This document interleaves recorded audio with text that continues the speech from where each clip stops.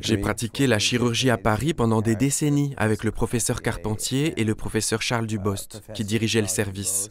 Et j'ai beaucoup appris en matière de réparation de valves cardiaques avec le professeur Carpentier. La valve artificielle était en cas d'échec la solution alternative à ces opérations. Depuis le début, il a toujours été difficile de savoir comment les choses allaient se présenter. Nous savions qu'il nous fallait des valves artificielles dans des situations précises. Nous commencions par ouvrir le cœur, en observer l'intérieur. S'il nous était possible de réparer la valve, alors le patient allait vivre. Mais si la valve ne pouvait être réparée, alors la procédure devenait vraiment délicate, ne serait-ce que par le fait de la tenter.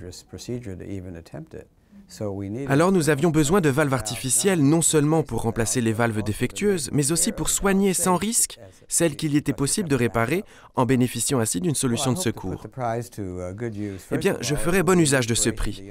D'abord, il donnera de l'inspiration aux jeunes chercheurs pour aller jusqu'au bout de leurs travaux.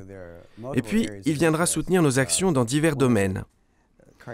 En termes de cardiologie moléculaire, par exemple, sur laquelle nous avons plutôt bien avancé ici à l'Université des sciences de la santé de l'Oregon. Et puis aussi autour de dispositifs et améliorations à apporter à la chirurgie valvulaire. Ces deux domaines d'action sont capitaux pour moi. J'aimerais profiter de cette occasion pour remercier la Fondation et l'Institut de France pour ce très grand honneur. J'ai passé beaucoup de temps dans ce pays. J'ai travaillé avec de nombreux collègues en Europe et en France, et cette reconnaissance a un sens tout particulier pour moi. Merci encore. Thank you again.